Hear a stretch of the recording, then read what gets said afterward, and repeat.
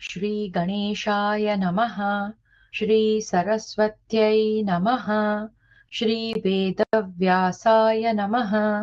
नारायणं नमस्कृत्य नरं चैव नरोत्तमं देवीं सरस्वतीं व्यासं ततो जयमुदीरयेत्।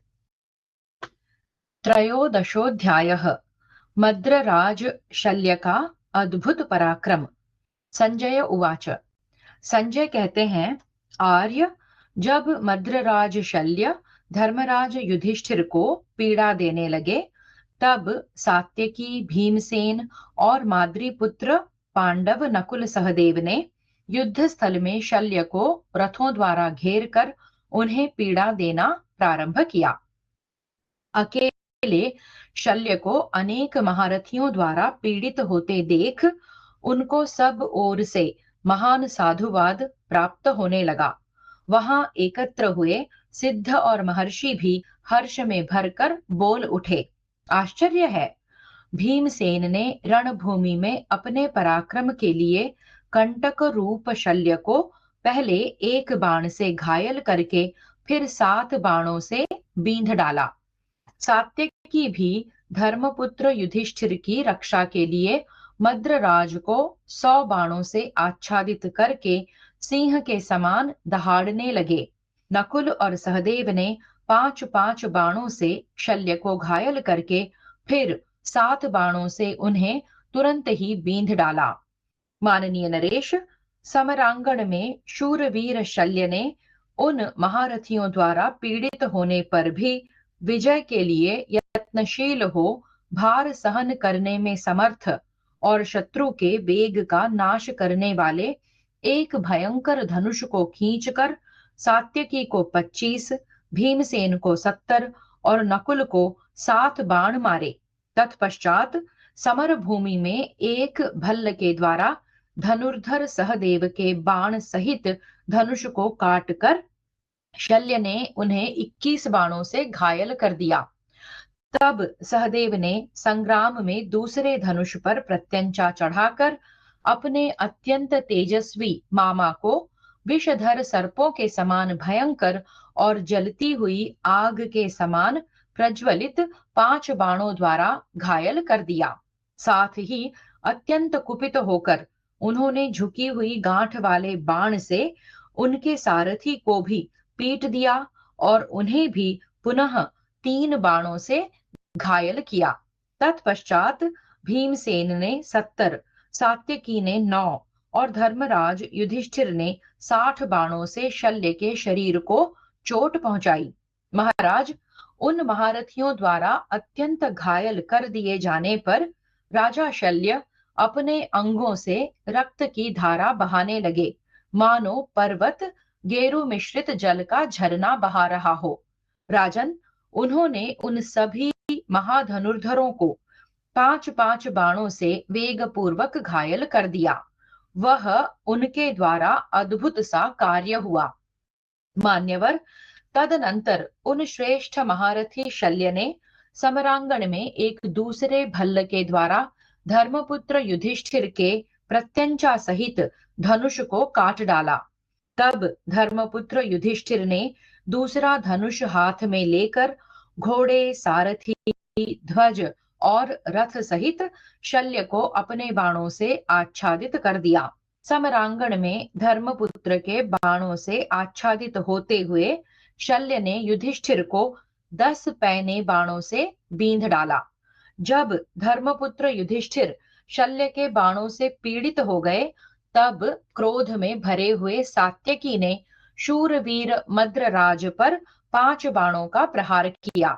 यह देख शल्य ने एक क्षुरप्र से सात्यकी के विशाल धनुष को काट दिया और भीमसेन आदि को भी 3-3 बाणों से चोट पहुंचाई। महाराज, तब सत्य पराक्रमी सात्यकी ने कुपित हो शल्य पर सुवर्णमय दंड से विभूषित एक बहुमूल्य तोमर का प्रहार किया। भीमसेन ने प्रज्वलित सर्प के समान नाराज चलाया। नकुल ने संग्राम भूमि में शल्य पर शक्ति छोड़ी। सहदेव ने सुंदर गदा चलाई। और धर्मराज युधिष्ठिर ने रण क्षेत्र में शल्य को मार डालने की इच्छा से उन पर शतघ्नि का प्रहार किया, परंतु मद्रराज शल्य ने समरांगण में अपने शस्त्र समूहों द्वारा उन पांचों वीरों के हाथों से छूटे हुए उक्त सभी अस्त्रों का शीघ्र ही निवारण कर दिया। सिद्धहस्त एवं प्रतापी वीर शल्य ने अपने भल्लों द्वारा सात्यकी के चलाए हुए तोमर के टुकड़े टुकड़े कर डाले और भीमसेन के छोड़े हुए सुवर्ण भूषित बाण के दो खंड कर डाले। इसी प्रकार उन्होंने नकुल की चलाई हुई स्वर्ण दंड विभूषित भयंकर शक्ति का तथा सहदेव की फेंकी हुई गदा का भी अपने बाण समूहों द्वारा निवारण कर दिया। भारत, फिर शल्य ने दो बाणों से राजा युधिष्ठिर की उस शतघ्नि को भी पांडवों के देखते देखते काट डाला और सिंह के समान दहाड़ना आरंभ किया। युद्ध में शत्रु की इस विजय को शिनी पौत्र सात्यकी नहीं सहन कर सके। उन्होंने दूसरा धनुष हाथ में लेकर क्रोध से आतुर हो दो बाणों से मद्रराज को घायल करके तीन से उनके सारथी को भी बींध डाला।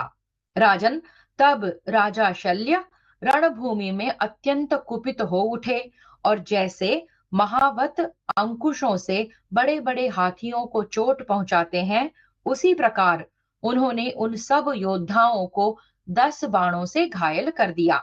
समरांगण में मद्रराज शल्य के द्वारा इस प्रकार रोके जाते हुए शत्रुसूदन पांडव महारथी उनके सामने ठहर न सके।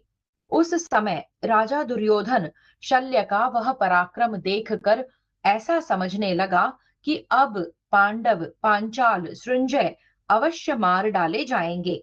राजन, तदनंतर प्रतापी महाबाहु भीमसेन मन से प्राणों का मोह छोड़कर मद्रराज शल्य के साथ युद्ध करने लगे।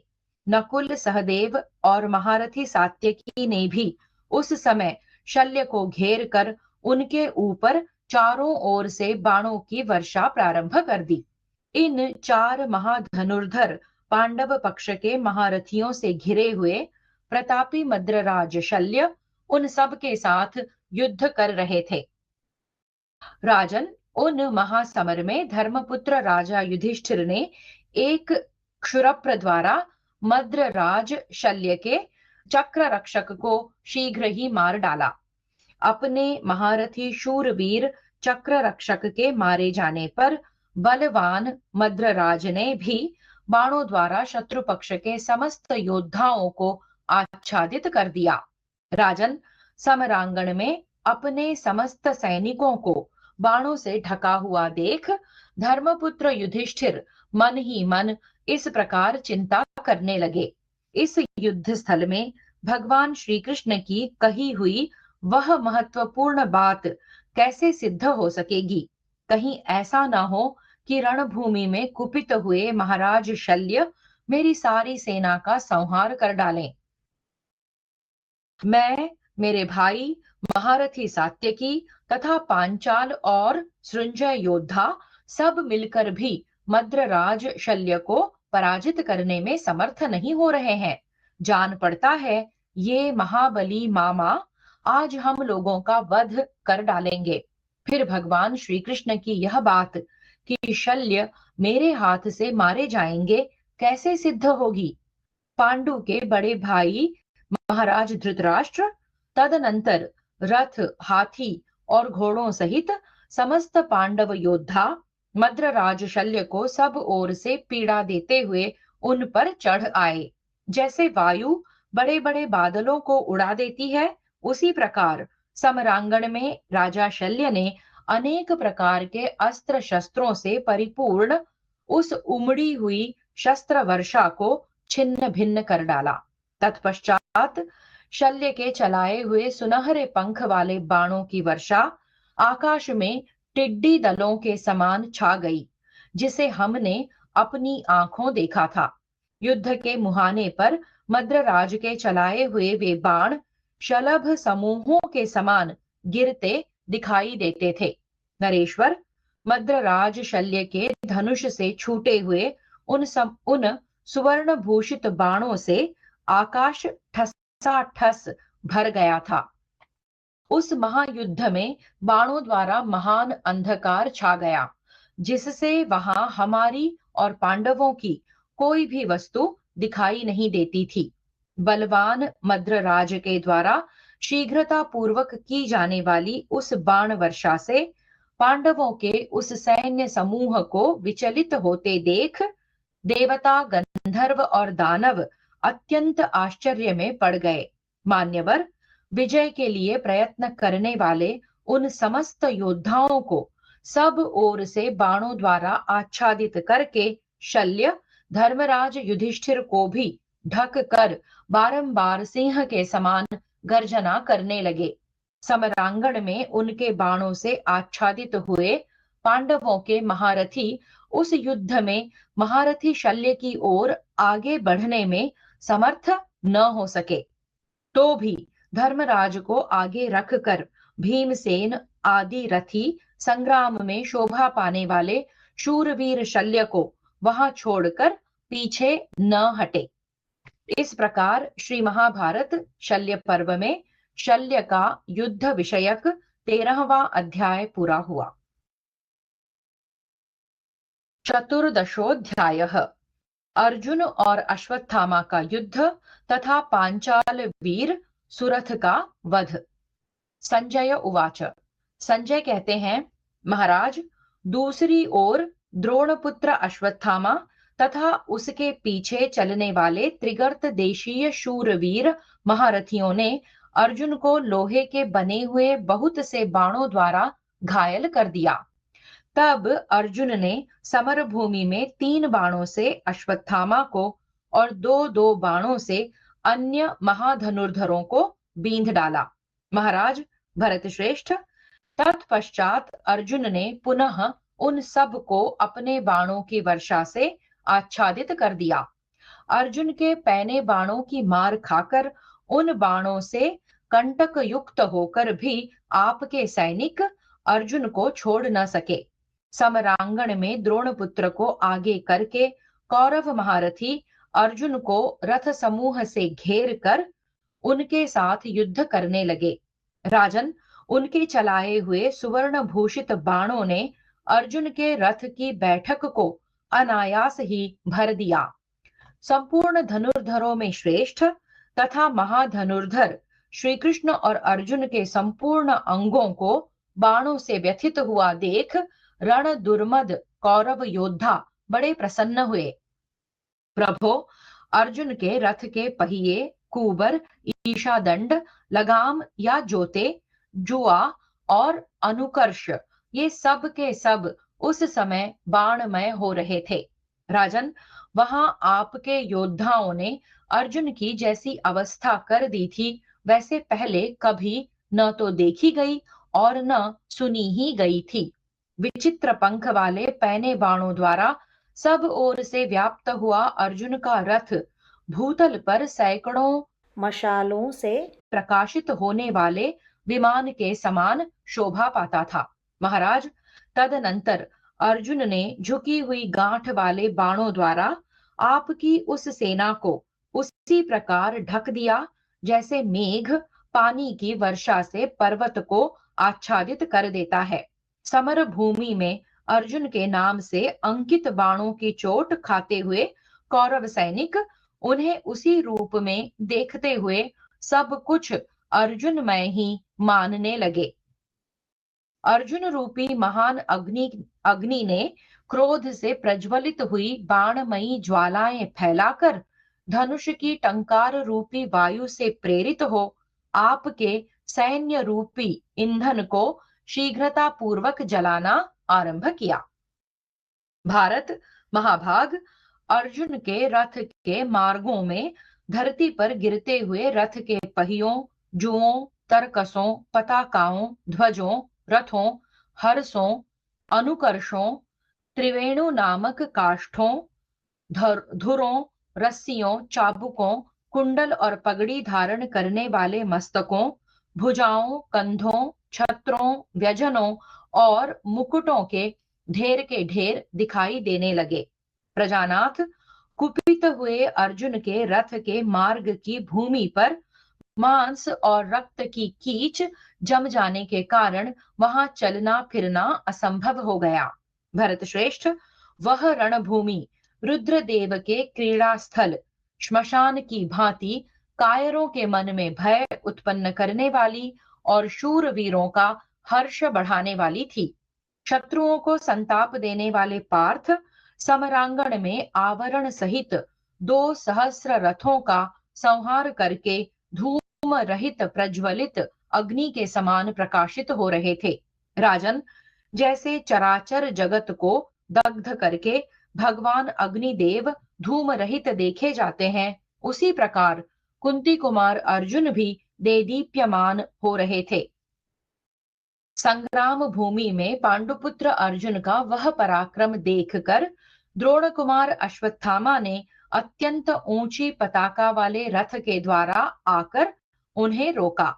वे दोनों ही मनुष्यों में व्याघ्र के समान पराक्रमी थे और दोनों ही धनुर्धरों में श्रेष्ठ समझे जाते थे। उस समय परस्पर वध की इच्छा से दोनों ही एक दूसरे के साथ भिड़ गए। महाराज भरत श्रेष्ठ, जैसे वर्षा ऋतु में 2 मेघ खंड पानी बरसा रहे हों, उसी प्रकार उन दोनों के बाणों की वहां अत्यंत भयंकर वर्षा होने लगी। जैसे 2 सांड परस्पर सींगों से प्रहार करते हैं, उसी प्रकार आपस में लाग डांट रखने वाले वे दोनों वीर झुकी हुई गांठ वाले बाणों द्वारा एक दूसरे को क्षत विक्षत करने लगे। महाराज, बहुत देर तक तो उन दोनों का युद्ध एक साथ चलता रहा। फिर उनमें वहां अस्त्र शस्त्रों का घोर संघर्ष आरंभ हो गया। भरत नंदन, तब अश्वत्थामा ने अत्यंत तेज किए हुए सुवर्णमय पंख वाले 12 बाणों से अर्जुन को और 10 सायकों से श्री कृष्ण को भी घायल कर दिया। तदनंतर उस महासमर में 2 घड़ी तक गुरुपुत्र का आदर करके अर्जुन ने बड़े हर्ष और उत्साह के साथ गांडीव धनुष को खींचना आरंभ किया। शत्रुओं को संताप देने वाले सव्यसाची ने अश्वत्थामा के घोड़े, सारथी एवं रथ को चौपट कर दिया। फिर वे हल्के हाथों बाण चलाकर बारंबार उसे घायल करने लगे। जिसके घोड़े मार डाले गए थे, उसी रथ पर खड़े हुए द्रोणपुत्र ने पांडुकुमार अर्जुन पर लोहे का एक मुसल चलाया, जो परिघ के समान प्रतीत होता था। शत्रुओं का संहार करने वाले वीर अर्जुन ने सहसा अपनी ओर आते हुए उस सुवर्ण पत्र विभूषित मुसल के 7 टुकड़े कर डाले। अपने मुसल को कटा हुआ देख अश्वत्थामा को बड़ा क्रोध हुआ और उसने पर्वत शिखर के समान एक भयंकर परिघ हाथ में ले लिया। युद्ध विशारद द्रोणपुत्र ने वह परिघ अर्जुन पर दे मारा। क्रोध में भरे हुए यमराज के समान उस परिघ को देखकर पांडुपुत्र अर्जुन ने तुरंत ही 5 उत्तम बाणों द्वारा उसे काट गिराया। भारत, उस महासमर में पार्थ के बाणों से कटकर वह परिघ राजाओं के हृदयों को विदीर्ण करता हुआ सा पृथ्वी पर गिर पड़ा। तत्पश्चात पांडुकुमार अर्जुन ने दूसरे 3 भल्लों से द्रोणपुत्र को घायल कर दिया। महामनस्वी बलवान वीर अर्जुन के द्वारा अत्यंत घायल होकर भी अश्वत्थामा अपने पुरुषार्थ का आश्रय ले तनिक भी कंपित नहीं हुआ। राजन, तब भारद्वाज नंदन अश्वत्थामा ने संपूर्ण क्षत्रियों के देखते देखते महारथी सुरथ को अपने बाण समूहों से आच्छादित कर दिया। तब युद्ध स्थल में पांचाल महारथी सुरथ ने भी मेघ के समान गंभीर घोष करने वाले रथ के द्वारा अश्वत्थामा पर ही धावा किया। सब प्रकार के भारों को सहन करने में समर्थ सुदृढ़ एवं उत्तम धनुष को खींचकर सुरथ ने अग्नि और विषैले सर्पों के समान भयंकर बाणों की वर्षा करके अश्वत्थामा को ढक दिया। महारथी सुरथ को क्रोध पूर्वक आक्रमण करते देख अश्वत्थामा समर में डंडे की चोट खाए हुए सर्प के समान अत्यंत कुपित हो उठा। वह भौहों को 3 जगह से टेढ़ी करके अपने गलफरों को चाटने लगा और सुरथ की ओर रोष पूर्वक देखकर धनुष की प्रत्यंचा को साफ करके उसने यमदंड के समान तेजस्वी तीखे नाराज का प्रहार किया। जैसे इंद्र का छोड़ा हुआ अत्यंत वेगशाली वज्र पृथ्वी फाड़कर उसके भीतर घुस जाता है, उसी प्रकार वह नाराज वेग पूर्वक सुरथ की छाती छेद कर उसके भीतर समा गया। नाराज से घायल हुआ सुरथ वज्र से विदीर्ण हुए पर्वत के शिखर की भांति पृथ्वी पर गिर पड़ा। उस वीर के मारे जाने पर रथियों में श्रेष्ठ प्रतापी द्रोणपुत्र अश्वत्थामा तुरंत ही उसी रथ पर आरूढ़ हो गया। महाराज फिर युद्ध सज्जा से सुसज्जित हो रणभूमि में संशप्तकों से घिरा हुआ रण दुर्मद द्रोण कुमार अर्जुन के साथ युद्ध करने लगा।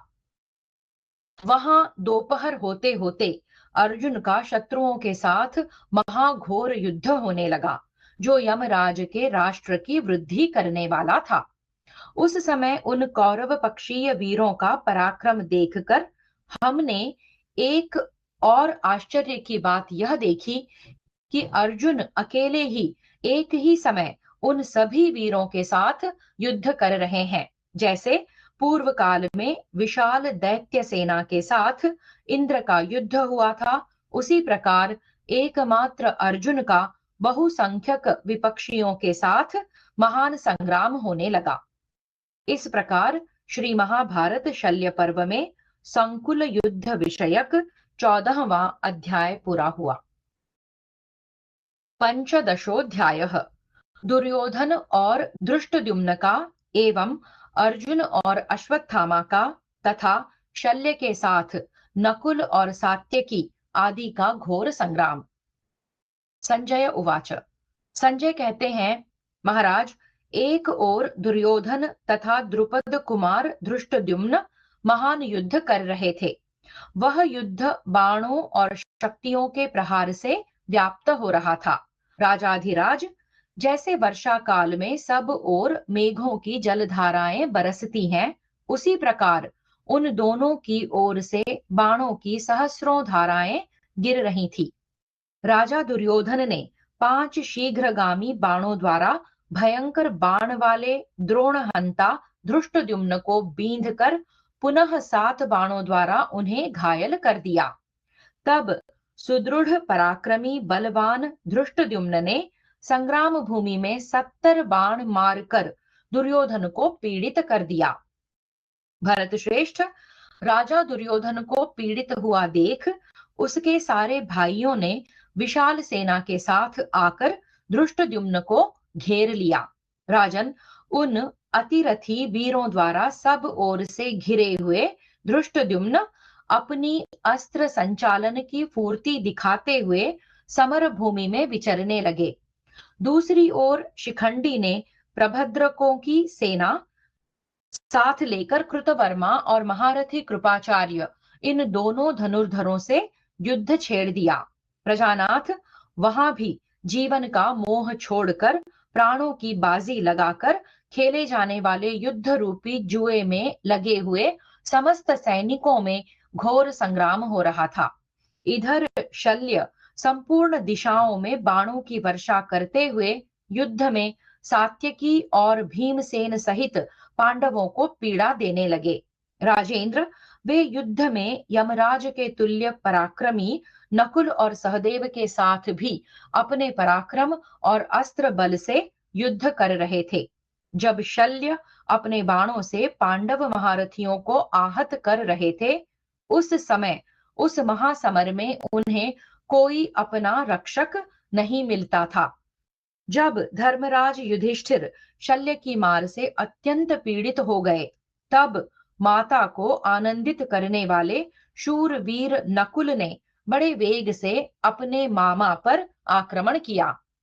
शूरवीरों का संहार करने वाले नकुल ने समरांगण में शल्य को शर समूहों द्वारा आच्छादित करके मुस्कुराते हुए उनकी छाती में 10 बाण मारे। वे बाण सबके सब लोहे के बने थे। कारीगर ने उन्हें अच्छी तरह मांज धोकर स्वच्छ बनाया था। उनमें सोने के पंख लगे थे और उन्हें सान पर चढ़ाकर तेज किया गया था। वे 10 बाण धनुष रूपी यंत्र पर रखकर चलाए गए थे। अपने महामनस्वी भांजे के द्वारा पीड़ित हुए शल्य ने झुकी हुई गांठ वाले बहुसंख्यक बाणों द्वारा नकुल को गहरी चोट पहुंचाई। तदनंतर राजा युधिष्ठिर, भीमसेन, सात्यकी और माद्री कुमार सहदेव ने एक साथ मद्रराज शल्य पर आक्रमण किया। वे अपने रथ की घरघराहट से संपूर्ण दिशाओं और विदिशाओं को गुंजाते हुए पृथ्वी को कंपित कर रहे थे। सहसा आक्रमण करने वाले उन वीरों को शत्रु विजयी सेनापति शल्य ने समर भूमि में आगे बढ़ने से रोक दिया। माननीय नरेश, मद्रराज शल्य ने युद्ध स्थल में युधिष्ठिर को 3, भीमसेन को 5, सात्यकी को 100 और सहदेव को 3 बाणों से घायल करके महामनस्वी नकुल के बाण सहित धनुष को क्षुरप्र से काट डाला। शल्य के बाणों से कटा हुआ वह धनुष टूक टूक होकर बिखर गया। इसके बाद माद्री पुत्र महारथी नकुल ने तुरंत ही दूसरा धनुष हाथ में लेकर मद्रराज के रथ को बाणों से भर दिया। आर्य, साथ ही युधिष्ठिर और सहदेव ने 10-10 बाणों से उनकी छाती छेद डाली। फिर भीमसेन ने 60 और सात्यकी ने कंक पत्र युक्त 10 बाणों से मद्रराज पर वेग पूर्वक प्रहार किया। तब कुपित हुए मद्रराज शल्य ने सात्यकी को झुकी हुई गांठ वाले 9 बाणों से घायल करके फिर 70 बाणों द्वारा क्षत विक्षत कर दिया। मान्यवर, इसके बाद शल्य ने उनके बाण सहित धनुष को मुट्ठी पकड़ने की जगह से काट दिया और संग्राम में उनके चारों घोड़ों को भी मौत के घर भेज दिया। सात्यकी को रथहीन करके महारथी मद्रराज शल्य ने 100 बाणों द्वारा उन्हें सब ओर से घायल कर दिया। कुरुनंदन, इतना ही नहीं, उन्होंने क्रोध में भरे हुए माद्री कुमार नकुल, सहदेव, पांडुपुत्र भीमसेन तथा युधिष्ठिर को भी 10 बाणों से क्षत विक्षत कर दिया। उस महान संग्राम में हम लोगों ने मद्रराज शल्य का यह अद्भुत पराक्रम देखा कि समस्त पांडव एक साथ होकर भी उन्हें युद्ध में पराजित न कर सके। तत्पश्चात सत्य पराक्रमी सात्यकी ने दूसरे रथ पर आरूढ़ होकर पांडवों को पीड़ित तथा मद्रराज के अधीन हुआ देख बड़े वेग से बलपूर्वक उन पर धावा किया। युद्ध में शोभा पाने वाले शल्य उनके रथ को अपनी ओर आते देख स्वयं भी रथ के द्वारा ही उनकी ओर बढ़े। ठीक उसी तरह जैसे एक मत वाला हाथी दूसरे मदमत्त हाथी का सामना करने के लिए जाता है। शूरवीर सात्यकी और मद्रराज शल्य, इन दोनों का वह संग्राम बड़ा भयंकर और अद्भुत दिखाई देता था। वह वैसा ही था जैसा कि पूर्व काल में शंबरासुर और देवराज इंद्र का युद्ध हुआ था। सात्यकी ने समरांगण में खड़े हुए मद्रराज को देखकर उन्हें 10 बाणों से बींध डाला और कहा, खड़े रहो, खड़े रहो। महामनस्वी सात्यकी के द्वारा अत्यंत घायल किए हुए मद्रराज ने विचित्र पंख वाले पैने बाणों से सात्यकी को भी घायल करके बदला चुकाया। तब महाधनुर्धर पृथा पुत्रों ने सात्यकी के साथ उलझे हुए मामा मद्रराज शल्य के वध की इच्छा से रथों द्वारा उन पर आक्रमण किया। फिर तो वहां घोर संग्राम छिड़ गया। सिंहों के समान गर्जते और जूझते हुए शूरवीरों का खून पानी की तरह बहाया जाने लगा। महाराज, जैसे मांस के लोभ से सिंह गर्जते हुए आपस में लड़ते हों, उसी प्रकार उस युद्ध स्थल में उन समस्त योद्धाओं का एक दूसरे के प्रति भयंकर प्रहार हो रहा था। उस समय उनके सहस्रों बाण समूहों से रणभूमि आच्छादित हो गई और आकाश भी सहसा बाणमय प्रतीत होने लगा। उन महामनस्वी वीरों के छोड़े हुए बाणों से सहसा चारों ओर अंधकार छा गया, मेघों की छाया सी प्रकट हो गई। राजन, केंचुल छोड़कर निकले हुए सर्पों के समान वहां छूटे हुए सुवर्णमय पंख वाले चमकीले बाणों से उस समय संपूर्ण दिशाएं प्रकाशित हो उठी थीं। उस रणभूमि में शत्रुसूदन शूरवीर शल्य ने यह बड़ा अद्भुत पराक्रम किया कि अकेले ही वे उन बहुसंख्यक वीरों के साथ युद्ध करते रहे। मद्रराज की भुजाओं से छूटकर गिरने वाले कंक और मोर की पंख से युक्त भयानक बाणों द्वारा वहां की सारी पृथ्वी ढक गई थी। राजन, जैसे पूर्व काल में असुरों का नाश करते समय इंद्र का रथ आगे बढ़ता था, उसी प्रकार उस महासमर में हम लोगों ने राजा शल्य के रथ को विचरते देखा था। इस प्रकार श्री महाभारत शल्य पर्व में संकुल युद्ध विषयक 15वां अध्याय पूरा हुआ। षोडशोध्यायः पांडव सैनिकों और कौरव सैनिकों का द्वंद्व युद्ध। भीमसेन द्वारा दुर्योधन की तथा युधिष्ठिर द्वारा शल्य की पराजय। संजय उवाच। संजय कहते हैं, प्रभो, तदनंतर आपके सभी सैनिक रणभूमि में मद्रराज को आगे करके पुनः बड़े वेग से पांडवों पर टूट पड़े। युद्ध के लिए उन्मत्त रहने वाले आपके सभी योद्धा यद्यपि पीड़ित हो रहे थे, तथापि संख्या में अधिक होने के कारण उन सब ने धावा बोलकर क्षण भर में पांडव योद्धाओं को मथ डाला। समरांगण में कौरवों की मार खाकर पांडव योद्धा श्री कृष्ण और अर्जुन के देखते देखते भीमसेन के रोकने पर भी वहां ठहर न सके। तदनंतर दूसरी ओर क्रोध में भरे हुए अर्जुन ने सेवकों सहित कृपाचार्य और कृतवर्मा को अपने बाण समूहों से ढक दिया। सहदेव ने सेना सहित शकुनी को बाणों से आच्छादित कर दिया। नकुल पास ही खड़े होकर मद्रराज की ओर देख रहे थे। द्रौपदी के पुत्रों ने बहुत से राजाओं को आगे बढ़ने से रोक रखा था। पांचाल राजकुमार शिखंडी ने द्रोणपुत्र अश्वत्थामा को रोक दिया। भीमसेन ने हाथ में गदा लेकर राजा दुर्योधन को रोका और सेना सहित कुंती पुत्र युधिष्ठिर ने शल्य को। तत्पश्चात संग्राम में पीठ न दिखाने वाले आपके और शत्रु पक्ष के योद्धाओं की वह सेना जहां तहां परस्पर युद्ध करने लगी। वहां रणभूमि में मैंने राजा शल्य का बहुत बड़ा पराक्रम यह देखा कि वे अकेले ही पांडवों की संपूर्ण सेनाओं के साथ युद्ध कर रहे थे। उस समय शल्य युधिष्ठिर के समीप रणभूमि में ऐसे दिखाई दे रहे थे मानो चंद्रमा के समीप शनैश्चर नामक ग्रह हो। वे विषधर सर्पों के समान भयंकर बाणों द्वारा राजा युधिष्ठिर को पीड़ित करके पुनः भीमसेन की ओर दौड़े और उन्हें अपने बाणों की वर्षा से आच्छादित करने लगे। उनकी वह फूर्ति और अस्त्र विद्या का ज्ञान देखकर आपके और शत्रु पक्ष के सैनिकों ने भी उनकी भूरी भूरी प्रशंसा की। शल्य के द्वारा पीड़ित एवं अत्यंत घायल हुए पांडव सैनिक युधिष्ठिर के पुकारने पर भी युद्ध छोड़कर भाग चले। जब मद्रराज के द्वारा इस प्रकार पांडव सैनिकों का संहार होने लगा, तब पांडुपुत्र धर्मराज युधिष्ठिर अमर्ष के वशीभूत हो गए। तदनंतर उन्होंने अपने पुरुषार्थ का आश्रय ले मद्रराज पर प्रहार आरंभ किया। महारथी युधिष्ठिर ने यह निश्चय कर लिया कि आज या तो मेरी विजय होगी अथवा मेरा वध हो जाएगा।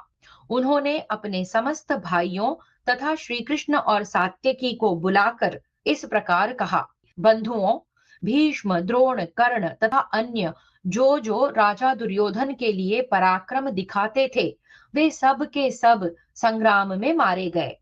तुम लोगों ने पुरुषार्थ करके उत्साह पूर्वक अपने अपने हिस्से का कार्य पूरा कर लिया। अब एकमात्र महारथी शल्य शेष रह गए हैं, जो मेरे हिस्से में पड़ गए हैं। अतः आज मैं इन मद्रराज शल्य को युद्ध में जीतने की आशा करता हूं। इसके संबंध में मेरे मन में जो संकल्प है, वह सब तुम लोगों से बता रहा हूं, सुनो। जो समरांगण में इंद्र के लिए भी अजेय तथा शूर वीरों द्वारा सम्मानित हैं, वे दोनों माद्री कुमार वीर नकुल और सहदेव मेरे रथ के पहियों की रक्षा करें।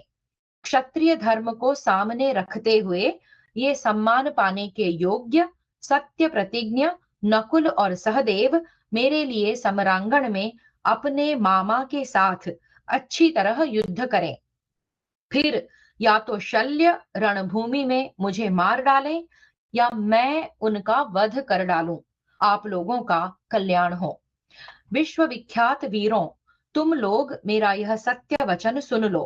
राजाओं, मैं क्षत्रिय धर्म के अनुसार अपने हिस्से का कार्य पूर्ण करने का संकल्प लेकर अपनी विजय अथवा वध के लिए मामा शल्य के साथ आज युद्ध करूंगा। अतः रथ जोतने वाले लोग शीघ्र ही मेरे रथ पर शास्त्रीय विधि के अनुसार अधिक से अधिक शस्त्र तथा अन्य सब आवश्यक सामग्री सजाकर रख दें। नकुल सहदेव के अतिरिक्त सात्यकी मेरे दाहिने चक्र की रक्षा करें और धृष्टद्युम्न बाएं चक्र की। आज कुंती कुमार अर्जुन मेरे पृष्ठभाग की रक्षा में तत्पर रहें और शस्त्रधारियों में श्रेष्ठ भीमसेन मेरे आगे आगे चलें। ऐसी व्यवस्था होने पर मैं इस महायुद्ध में शल्य से अधिक शक्तिशाली हो जाऊंगा। उनके ऐसा कहने पर राजा का प्रिय करने की इच्छा वाले भाइयों ने उस समय वैसा ही किया। तदनंतर उस युद्ध स्थल में पुनः पांडव सैनिकों, विशेषतः पांचालों, सोमकों और मत्स्य देशीय योद्धाओं के मन में महान हर्षोल्लास छा गया। राजा युधिष्ठिर ने उस समय पूर्वोक्त प्रतिज्ञा करके मद्रराज शल्य पर चढ़ाई की।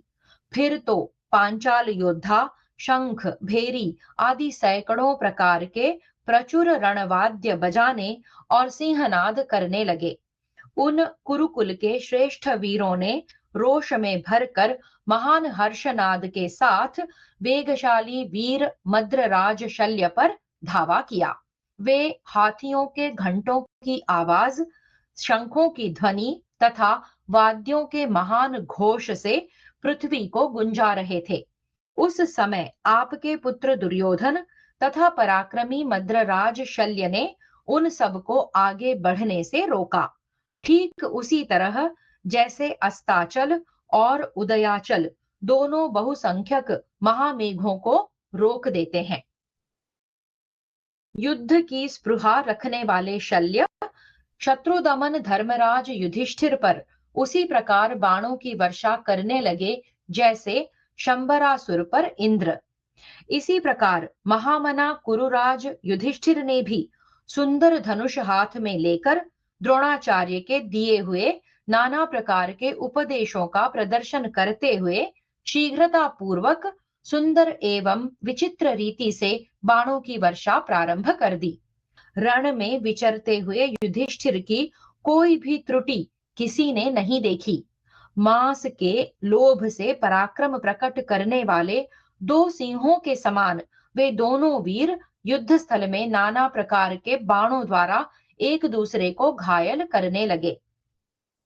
राजन, भीमसेन तो आपके युद्ध कुशल पुत्र दुर्योधन के साथ भिड़ गए और धृष्टद्युम्न, सात्यकी तथा पांडु पुत्र माद्री कुमार नकुल सहदेव सब ओर से शकुनी आदि वीरों का सामना करने लगे। नरेश्वर, फिर विजय की अभिलाषा रखने वाले आपके और शत्रु पक्ष के योद्धाओं में उस समय घोर संग्राम छिड़ गया, जो आपकी कुमंत्रणा का परिणाम था। दुर्योधन ने घोषणा कर के झुकी हुई गांठ वाले बाण से संग्राम में भीमसेन के सुवर्ण भूषित ध्वज को काट डाला। वह देखने में मनोहर और सुंदर ध्वज भीमसेन के देखते देखते छोटी छोटी घंटियों के महान समूह के साथ युद्ध स्थल में गिर पड़ा। तत्पश्चात राजा दुर्योधन ने तीखी धार वाले क्षुर से भीमसेन के विचित्र धनुष को भी, जो हाथी की सूंड के समान था, काट डाला। धनुष कट जाने पर तेजस्वी भीमसेन ने पराक्रम पूर्वक आपके पुत्र की छाती में रथ शक्ति का प्रहार किया। उसकी चोट खाकर दुर्योधन रथ के पिछले भाग में मूर्छित होकर बैठ गया। उसके मूर्छित हो जाने पर भीमसेन ने फिर क्षुरप्र के द्वारा उसके सारथी का ही सिर धड़ से अलग कर दिया। भरतवंशी नरेश, सारथी के मारे जाने पर उसके घोड़े रथ लिए चारों दिशाओं में दौड़ लगाने लगे। उस समय आपकी सेना में हाहाकार मच गया। तब महारथी द्रोणपुत्र दुर्योधन की रक्षा के लिए दौड़ा। कृपाचार्य और कृतवर्मा भी आपके पुत्र को बचाने के लिए आ पहुंचे। इस प्रकार जब सारी सेना में हलचल मच गई, तब दुर्योधन के पीछे चलने वाले सैनिक भय से थर्रा उठे। उस समय गांडीवधारी अर्जुन ने अपने धनुष को खींचकर छोड़े हुए बाणों द्वारा उन सब को मार डाला। तत्पश्चात राजा युधिष्ठिर ने अमर्ष में भरकर दांतों के समान श्वेत वर्ण वाले और मन के तुल्य वेगशाली घोड़ों को स्वयं ही हाँकते हुए मद्रराज शल्य पर धावा किया। वहां हमने कुंती पुत्र युधिष्ठिर में एक आश्चर्य की बात देखी। वे पहले से जितेंद्रिय और कोमल स्वभाव के होकर भी उस समय कठोर हो गए। क्रोध से कांपते तथा आंखें फाड़ फाड़ कर देखते हुए कुंती कुमार ने अपने पैने बाणों द्वारा सैकड़ों और हजारों शत्रु सैनिकों का संहार कर डाला।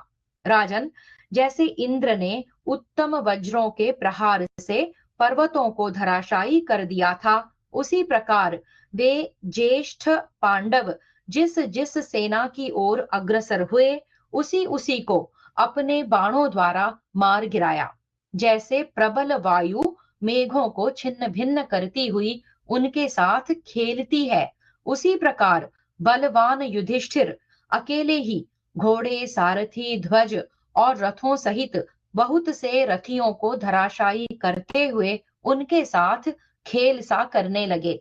जैसे क्रोध में भरे हुए रुद्रदेव पशुओं का संहार करते हैं, उसी प्रकार युधिष्ठिर ने इस संग्राम में कुपित हो घुड़सवारों, घोड़ों और पैदलों के सहस्रों टुकड़े कर डाले। उन्होंने अपने बाणों की वर्षा द्वारा चारों ओर से युद्ध स्थल को सूना करके मद्रराज पर धावा किया और कहा, शल्य, खड़े रहो, खड़े रहो। भयंकर कर्म करने वाले युधिष्ठिर का युद्ध में वह पराक्रम देखकर आपके सारे सैनिक थर्रा उठे, परंतु शल्य ने इन पर आक्रमण कर दिया। फिर वे दोनों वीर अत्यंत कुपित हो शंख बजाकर एक दूसरे को ललकारते और फटकारते हुए परस्पर भिड़ गए। शल्य ने बाणों की वर्षा करके पांडुपुत्र युधिष्ठिर को पीड़ित कर दिया तथा कुंती कुमार युधिष्ठिर ने भी बाणों की वर्षा द्वारा मद्रराज शल्य को आच्छादित कर दिया। राजन, उस समय शूरवीर मद्रराज और युधिष्ठिर दोनों कंक पत्र युक्त बाणों से व्याप्त हो खून बहाते दिखाई देते थे। जैसे वसंत ऋतु में फूले हुए दो पलाश के वृक्ष शोभा पाते हों, वैसे ही उन दोनों की शोभा हो रही थी। प्राणों की बाजी लगाकर युद्ध का जुआ खेलते हुए उन मदमत्त महामनस्वी एवं दीप्तिमान वीरों को देखकर सारी सेनाएं यह निश्चय नहीं कर पाती थीं कि इन दोनों में किसकी विजय होगी। भरत नंदन, आज कुंती कुमार युधिष्ठिर मद्रराज को मारकर इस भूतल का राज्य भोगेंगे अथवा शल्य ही पांडु कुमार युधिष्ठिर को मारकर दुर्योधन को भूमंडल का राज्य सौंप देंगे। इस बात का निश्चय वहां योद्धाओं को नहीं हो पाता था। युद्ध करते समय युधिष्ठिर के लिए सब कुछ प्रदक्षिण अनुकूल हो रहा था। तदनंतर शल्य ने युधिष्ठिर पर 100 बाणों का प्रहार किया तथा तीखी धार वाले बाण से उनके धनुष को भी काट दिया। तब युधिष्ठिर ने दूसरा धनुष लेकर शल्य को 300 बाणों से घायल कर दिया और एक क्षुर के द्वारा उनके धनुष के भी 2 टुकड़े कर दिए। इसके बाद झुकी हुई गांठ वाले बाणों से उनके चारों घोड़ों को मार डाला। फिर 2 अत्यंत तीखे बाणों से दोनों पार्श्व रक्षकों को भी यमलोक भेज दिया। तदनंतर एक चमकते हुए पानीदार पैने भल्ल से सामने खड़े हुए शल्य के ध्वज को भी काट गिराया। शत्रुदमन नरेश, फिर तो दुर्योधन की वह सेना वहां से भाग खड़ी हुई। उस समय मद्रराज शल्य की ऐसी अवस्था हुई देख अश्वत्थामा दौड़ा और उन्हें अपने रथ पर बिठाकर तुरंत वहां से भाग गया। युधिष्ठिर 2 घड़ी तक उनका पीछा करके सिंह के समान दहाड़ते रहे। तत्पश्चात मद्रराज शल्य मुस्कुराकर दूसरे रथ पर जा बैठे। उनका वह उज्जवल रथ विधि पूर्वक सजाया गया था। उससे महान मेघ के समान गंभीर ध्वनि होती थी। उसमें यंत्र आदि आवश्यक उपकरण सजाकर रख दिए गए थे और वह रथ शत्रुओं के रोंगटे खड़े कर देने वाला था। इस प्रकार श्री महाभारत शल्य पर्व में शल्य और युधिष्ठिर का युद्ध विषयक 16वां अध्याय पूरा हुआ। हरि ओम। श्री कृष्णार्पणमस्तु।